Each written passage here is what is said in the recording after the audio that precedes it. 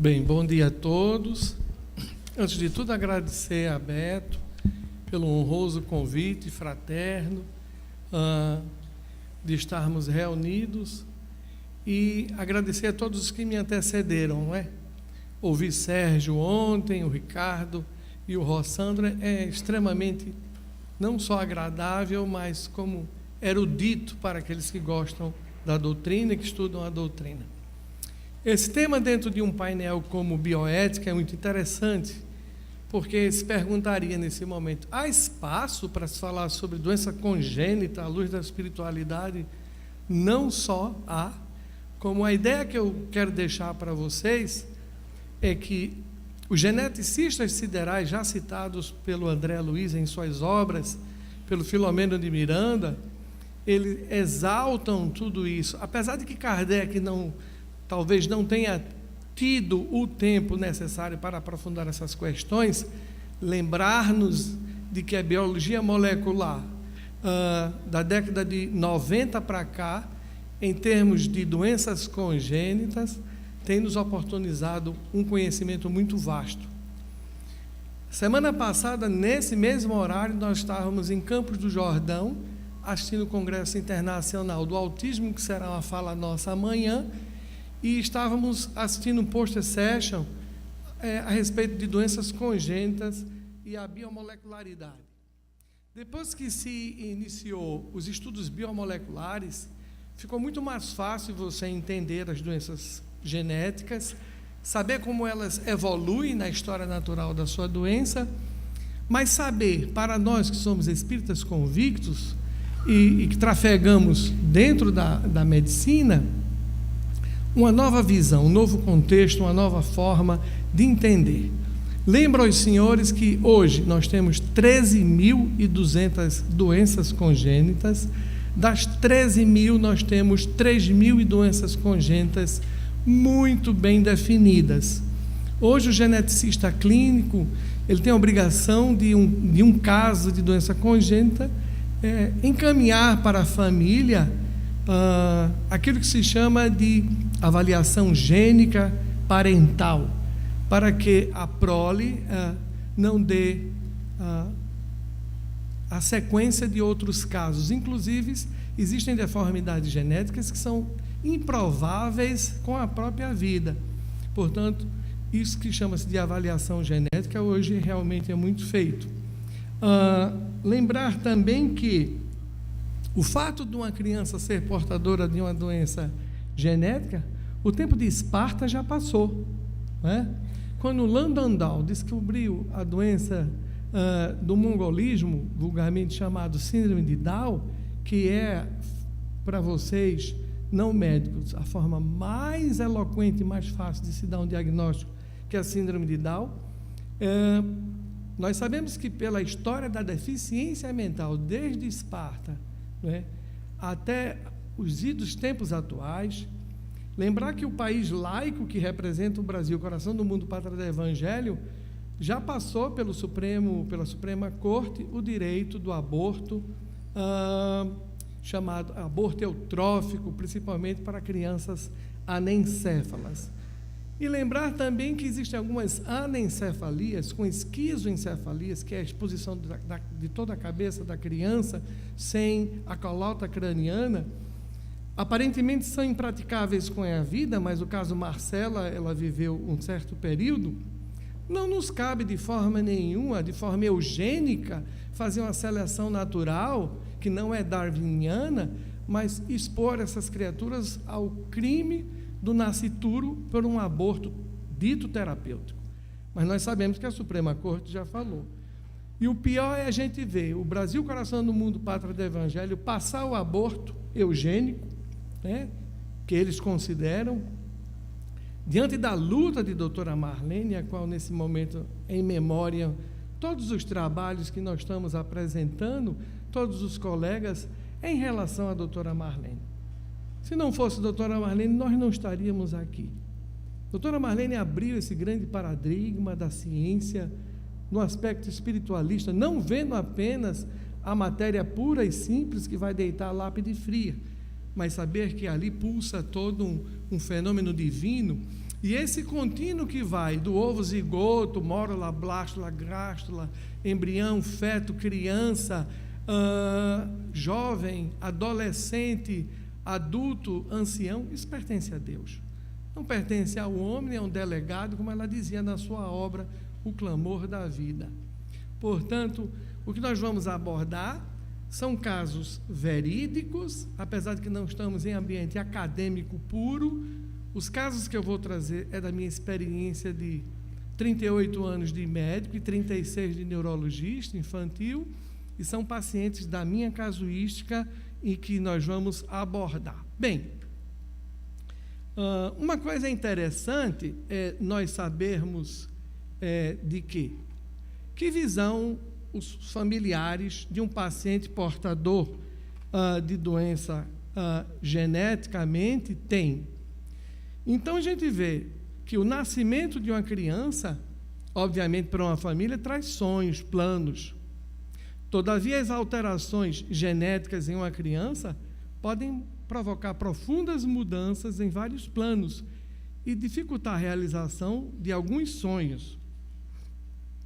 Quando uma criança vem a nascer, que sensação diante do desconhecido leva aos seus pais as perguntas: o que foi que aconteceu? Por que aconteceu? Qual o diagnóstico? Existem outras pessoas como essas alterações genéticas? Onde elas estão? Como estão? Então, o que a ciência nos tem a dizer nesse momento? Bem, desde a criação de pequenos grupos de apoio de pessoas afetadas por alterações genéticas, há grandes organizações como a International Genetic Association, que é a IGA, e o EPOSIS. O EPOSIS é o Grupo Europeu para Estudos Genéticos. O trabalho será sempre motivado pelo ideal de ajudar mutuamente essa família na compreensão do fato que gerou aquele ser humano. No Brasil, nós temos a Aliança Genética Brasileira, que engloba 30 associações de apoio aos acometidos de diversas enfermidades. Aproximadamente, nós sabemos que 2 a 3% dos recém-nascidos vivos apresentam uma ou mais anomalias congênitas maiores, sendo responsável por 15 a 20% da mortalidade neonatal precoce, nas primeiras horas de vida, cardiopatias incompatíveis com cirurgia cardíaca, anomalias pulmonares graves, transposição de grandes vasos, em termos de cérebro, hidrocefalias gigantes, ou esquizoencefalia, ou meningomieloencefalia, que é a exposição da medula por completa nas costas da criança, e nos óbitos fetais, 10 a 20% apresentam malformação congênita, o que torna responsável 25 a 45% da mortalidade perinatal durante a gravidez. Quanto à etiologia, as chamadas doenças monogênicas de um gene acometem 2% da população, e as cromossômicas, que representam os outros genes, representam 0,5% dos nascidos vivos, e as multifatoriais por 20% dos casos. O que é uma doença multifatorial? O TDAH é uma doença multifatorial e o autismo é uma doença multifatorial, porque existem vários genes envolvidos. A convulsão febril é uma doença multifatorial, existem vários genes. A própria deficiência mental, onde 40% dos pacientes não conseguimos chegar a nenhum diagnóstico, normalmente são provocados por efeitos multifatoriais. Agora, em relação à clínica, como o paciente se apresenta a nós, elas podem ser anomalias maiores e menores.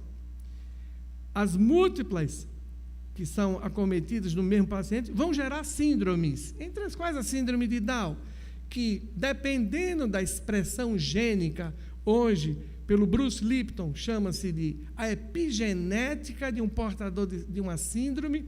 Exemplo, a síndrome de Canavan. A síndrome de Canavan se caracteriza por ser uma criança de cabeça muito grande, porque o cérebro da criança, o tecido cerebral é muito grande, associada à malformação de uma estrutura chamada corpo caloso, associada à deficiência mental, associada a crises epiléticas de difícil controle, e que levam a todo esse contexto ao nome de Canavan.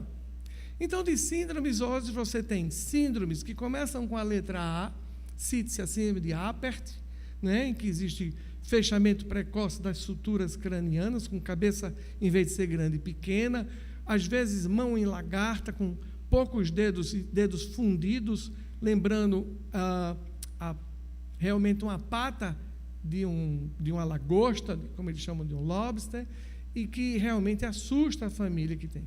Então, as síndromes começam com a síndrome de A e terminam com a síndrome de W.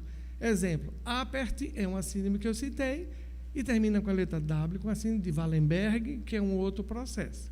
Portanto, as anomalias em síndromes malformativas, sequenciais e associadas a outros fatos múltiplos. Bem, um excepcional na família. Nós vimos que ter um excepcional na família é um grande transtorno para a família. Então, caso primeiro, nome: VANS, branca, nascimento, filiação, procedência Juazeiro do Norte, queixa: transtorno global do desenvolvimento infantil, síndrome de Rett. Essa é considerada uma paciente que nós chamamos carinhosamente de Vivi. E Vivi tem uma irmãzinha, em que nós tivemos que fazer um aconselhamento genético, porque haveria a possibilidade de se repetir, mas veja bem, MANS, branca, nascimento, filiação, procedência, inteiramente saudável. O que será que houve entre Vivi e a sua irmã? Vivi ter que nascer com a síndrome de Rett e a irmã não ter. Esse é o heredograma familiar, onde nós temos o pai, a mãe, os filhos, e no caso da Vivi, a gente viu que, fazendo um estudo de biomolecularidade, num país como o Brasil, nessa situação, é muito sério. Esse exame custa R$ 6.200.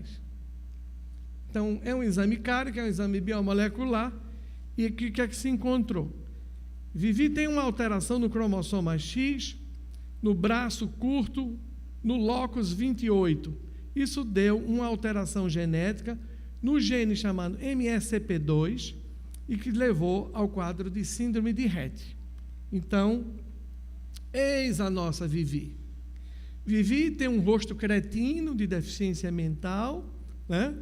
Vivi usa medicação anticonvulsivante, porque essa doença cursa com crises epiléticas de difícil controle, mas Vivi ainda está em grau 2 para 3, passando de 3 para 4 da classificação do Gilman, que foi que fez a classificação da síndrome de Rett, e a gente sabe que Vivi invariavelmente vai para cima de uma cama e realmente não chega nem aos 20 anos de idade. Então, como a gente pode abordar essas questões para uma mãe? O caso 2, vocês vejam que ACNA, parda, nascimento, procedência, queixa, teve uma irmãzinha, aqui houve um erro que a gente não botou a data. GNA, parda, nascimento, filiação, procedência, saudável. O que foi que houve com essa criança? Da mesma forma, pai e mãe, e a nossa paciente com uma mutação no mesmo X, né, no braço curto, 28, na região MSCP2, que dá o diagnóstico biomolecular de síndrome de Rett. Eis a nossa criança com 3 anos de idade, quando eu suspeitei pela primeira vez, prestem bem atenção, a mãozinha dela aqui, ela soqueia muito com a mão a boca. Nessa idade, C já não falava mais, não emitia nenhum som, tinha crises convulsivas, né? E tinha auto- e heteroagressividade. Autoagressividade, ela botava a mão na boca e tentava ferir o céu da boca. E hétero, quando ela agredia o próprio pai e a irmã. Esse é um filme do estado atual da nossa criança. Olha a situação em que ela se encontra, olha as mãos. Isso foi filmado recente.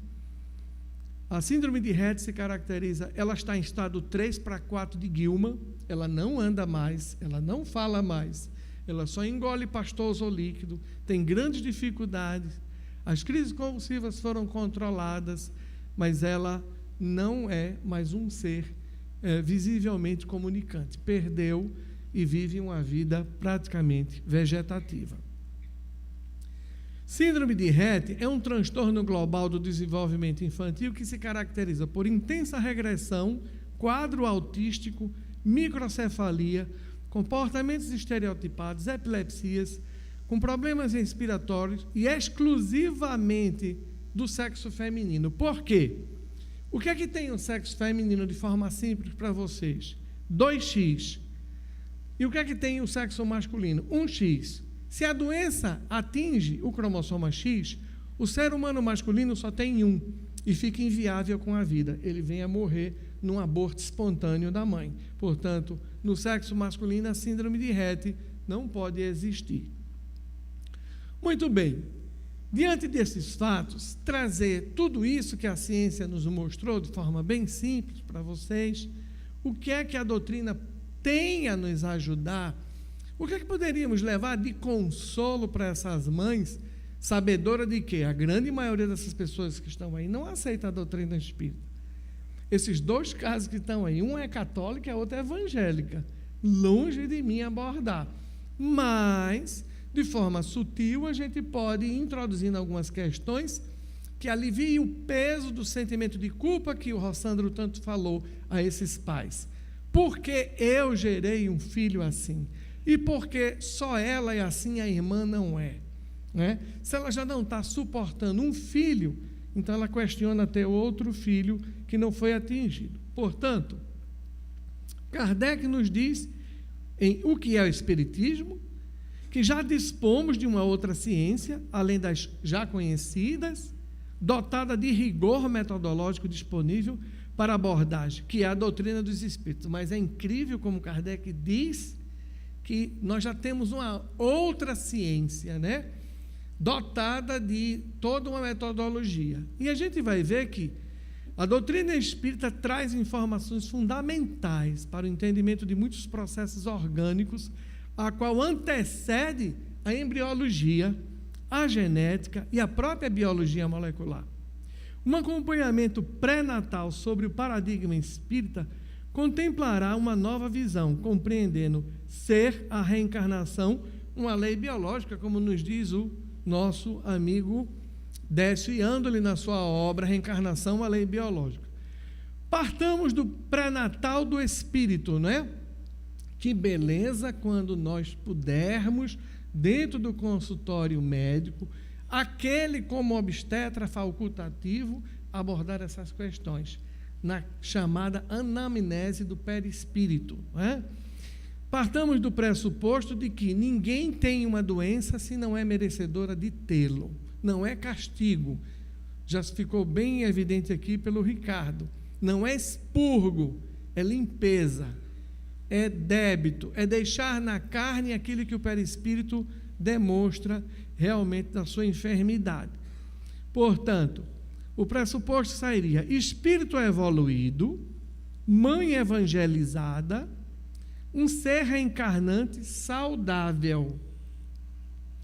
Espírito devedor, mãe desevangelizada, desconhecedora das suas nobres funções, ser reencarnante tendente a adoecer. Interessante que nessa foto, que a gente não mostra o rosto, olha o rosto desse bebê no ultrassom 4D. Olha o faces grosseiro dessa criança e olha a complacência e a relação rosto-mãe e criança aqui no estado de um binômio complementar entre ambos. Portanto, quando um homem e uma mulher se propõem a assumir a responsabilidade de paternidade e da maternidade, eles estabelecem um campo bioenergético extrafísico, psicodinâmico, anímico, mediúnico, que favorece a atração de um espírito ou consciência pré-existente, que vive no mundo espiritual como desencarnado e no respectivo plano consciencial compatível com o grau de evolução mental alcançado. Parece complexo, né? Vamos ver aqui. Isso seria a multitransdimensionalidade do processo gestação-reencarnação. E o esquema seria: José encontra Maria, enlaça-se pelo sentimento amoroso, de amor, e criam condições favoráveis a uma gestação. Pai, mãe e filho ou filha. Isso, gerado por pai e mãe, cria o campo biomagnético já referenciado, extrafísico, psicodinâmico, ideoplástico, anímico, mediúnico e consensual. Por quê? Quando você pergunta o que são os espíritos por Allan Kardec, a resposta são os seres inteligentes da criação que habitam o plano invisível. Quando você vai no capítulo 9, em uma questão clássica da intervenção dos espíritos no mundo corporal, você pergunta: podem os espíritos influenciar os teus pensamentos? A resposta é muito mais. Às vezes são eles que conduzem. Se eu estou lidando com um ser inteligente que tem influência sobre mim, é lógico que ele pode reencarnar quando ele desejar, porque é ele, como dizia e sempre disse doutora Marlene, que é aquele que conduz ao vaso físico materno no mergulho que sofrerá o fenômeno de miniaturização tão descrita na obra Missionários da Luz por André Luiz, que ele é quem tem a vida e a mão sobre a vida, como nós vamos ver. Portanto, o estado de equilíbrio e de harmonia mental, psicológico, emocional e consensual espiritual dos pais gestantes repercute energeticamente e dinamicamente no psiquismo do reencarnante, e assim como no estado mental, afetivo e energético do espírito reencarnante, vai afetar diretamente a mãe gestante com maior ou menor intensidade, e indiretamente o pai gestante.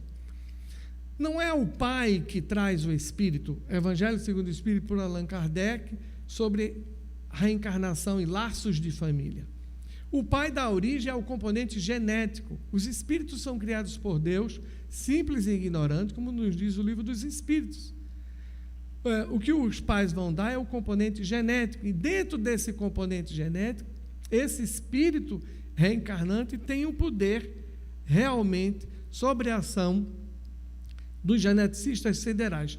Lembrar, como diz o Dr. André Luiz, que 90% das reencarnações são compulsórias, não é? E 10% são as que seguem esse parâmetro de paz e de gravidez desejada, e uma gravidez que realmente foi preparada a vir. A biologia espírita, portanto, existe uma biologia espírita, defende a existência de uma individualidade que pré-existe ao novo corpo e que se vincula a ele no momento da fecundação. Defende também a existência de um modelo organizador biológico, não é? Que Allan Kardec chamou de perispírito, e de uma memória extracerebral, sediada em uma estrutura energética chamada perispírito, psicossoma ou corpo espiritual, dependendo do autor. Lembrar que o Rupert Sheldrake chamou isso de campos biomórficos do corpo físico. Portanto, o modelo organizador biológico citado pelo Dr. Hernando Guimarães chamou o homem de corpo trino e dividiu em corpo somático, corpo espiritual e corpo perispiritual.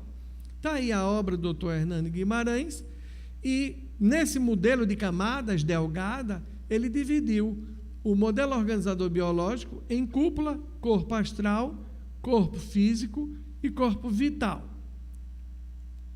Nesse modelo tridimensional, chamado modelo de camadas circulares, lembrar que cada círculo desse representa uma reencarnação, ou também chamada de zona embriofetal reencarnatorial, né? Ele cita essa característica, e no modelo trino, que nós citamos, nessa nova posição, o corpo astral, o corpo físico e o corpo vital.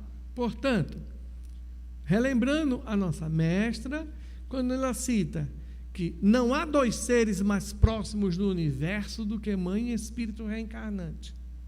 Desta maneira, não haverá família privilegiada ou desvalida, de sorte ao se deparar com as características orgânicas, intelectuais ou emocionais dos seus filhos.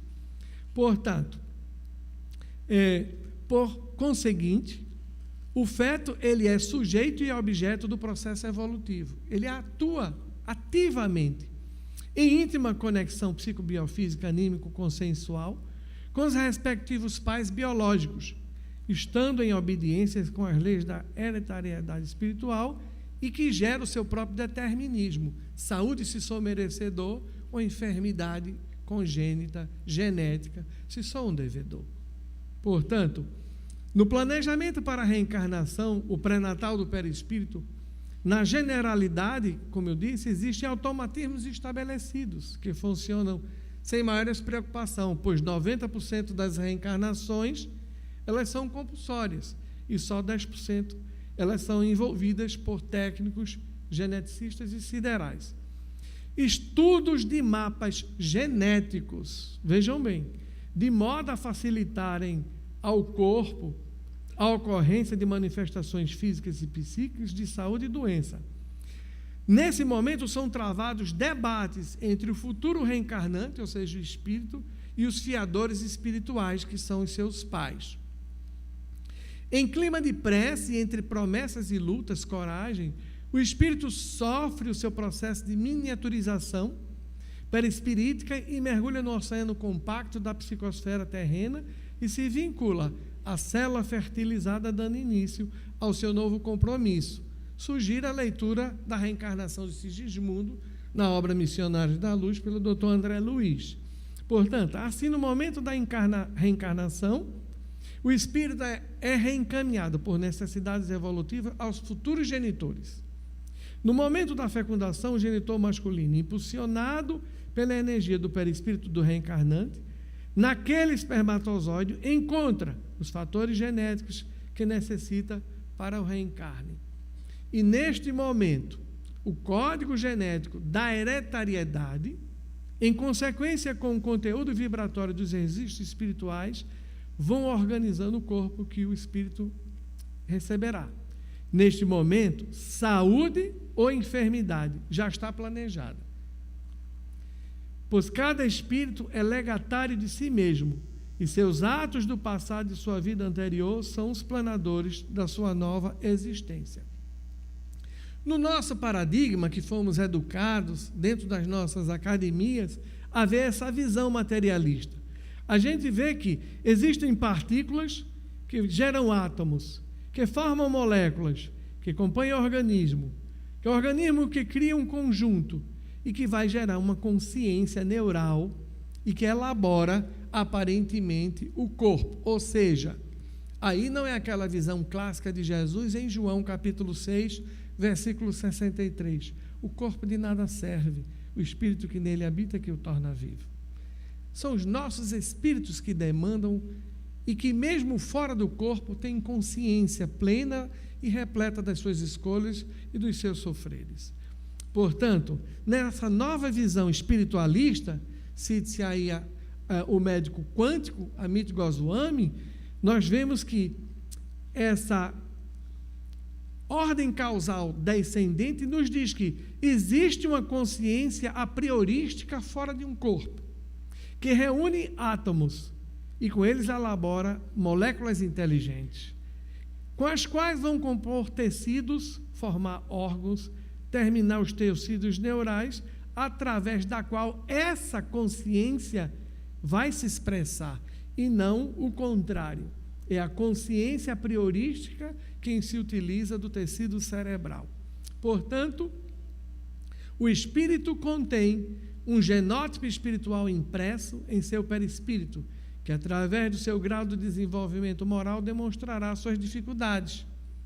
É o perispírito que está agindo um molde magnético, que orienta e organiza o material genético celular através do seu material genético espiritual, Décio e Andoli na obra Reencarnação, Fisiologia Transdimensional, perdão.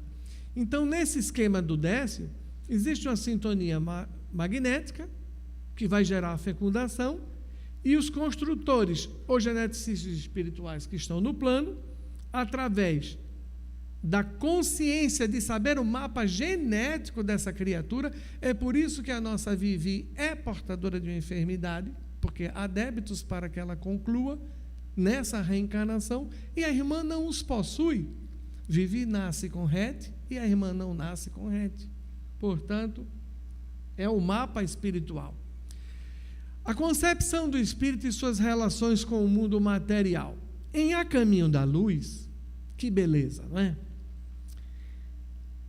O Espírito Emmanuel, nos capítulos 1 e 2, nos diz que a genética espiritual, ela existe em tempos imemoriais, antes mesmo da formação da crosta terrestre. E continua que os geneticistas espirituais não agem como os geneticistas terrenos, isto é, não fazem tentativas e experimentos, e sim, desde os tempos imemoriais, dominam por completo essa biotecnologia. Então, enquanto a gente ainda está em biologia molecular, eles já estão na ponta final. Eles sabem, no reencarnante, qual é. Imagine-se, os senhores, existem 550 doenças metabólicas, algumas das quais são geneticamente. Qual a doença metabólica que vocês mais conhecem? Chama-se o quê? Fenilcetonúria, que é a deficiência da fenilalanidase. O que acontece? O paciente, na hora do reencarne, ele tem a deficiência de uma enzima que faz com que ele acumule a fenilalanina. Ela se acumulando, ela passa a ser tóxica. Sendo tóxica, ela degenera o cérebro, inclusive com crises convulsivas, deficiência mental, retardo mental e leva à morte. A ciência descobriu o quê? Descobriu que, dando a sintetase da fenilalanina, eu controlo o acúmulo da fenilalanina e o paciente evolui. Olha como a medicina dos homens já evoluiu. Mas olha como Deus é profundamente misericordioso e bom, ao deixar, como nos diz Emmanuel, em O Consolador, nas questões sociais, e que foi citado pelo Ricardo aqui. É justo, pergunta Chico, procurar a medicina dos homens para a busca da diminuição da dor e do sofrimento humanos? Lógico, é evidente que a resposta foi que devemos buscar na medicina dos homens, porque é o que nós temos de anteparo para os nossos sofreres. Em Ação e Reação, pelo Espírito André Luiz, capítulo 19, ele nos diz que a reencarnação retificadora e penosa surge como alternativa inalienável.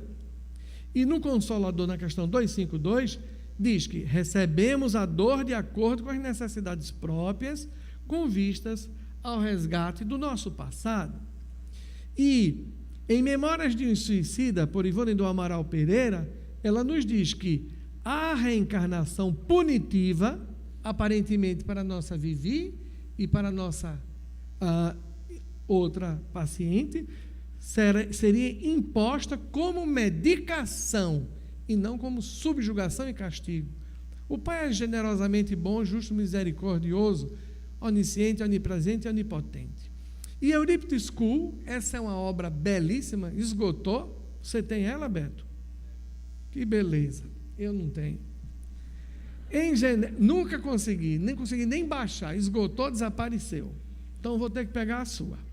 Em Genética e Espiritismo, Eurípides School nos diz: acontecimentos biológicos que aclodem após o nascimento terreno configuram genes cuja energia deletéria precisa ser expostos, tá certo? E os acontecimentos congênitos configuram expiação e realidade inexorável. Portanto, ao vermos esses pacientes, temos a impressão de dizer que interessante que quando eu comecei, nesses 30 e poucos anos, um dos primeiros pacientes que eu peguei era uma criança com paralisia cerebral, cega, tetraplégica, surda e epilética. Eu disse: o que eu vou fazer aqui? Mas, quando eu tinha mais ou menos assim, uns 18 anos, faz pouco tempo, meu pai chegou e disse assim, em Recife, nós somos de Recife: leia esse livro. E eu, na minha grande arrogância, olhei assim, porque eu venho de família espírita e católica ao mesmo tempo. Minha mãe quase que era freira nas damas cristãs, e meu pai espírita, mas se davam muito bem. E ele olhou o livro, eu olhei o livro Fisiologia da Alma, eu digo: vou ler isso nada? De quem é isso? Ramatiz? Não. Resultado, li a coleção toda, mas foi em um belo carnaval de 1982, que eu peguei um livro chamado Nosso Lar. O carnaval no Recife, todos sabem como é, quentinho, né? E, resultado, eu peguei aquele livro e nos 4 dias eu li. E marquei. E a partir dali comecei lendo toda a obra de Dr. André Luiz. O que eu trouxe para vocês, nada mais do que a doutrina dos Espíritos já tem a nos mostrar. Que a nossa vivi e a nossa ser são frutos não do rigorosismo divino, mas de justas e belas causas, chamada lei de causa e efeito, as quais você não pode a elas se emiscuir ou fugir. Todos nós a ela estamos afeitos. Só que não sabemos, nos nossos mapas cromossômicos, que deleteriedade seremos acometidos. Mas podemos modificar o curso das nossas enfermidades, porque os meus serão conhecidos por muitos se amarem.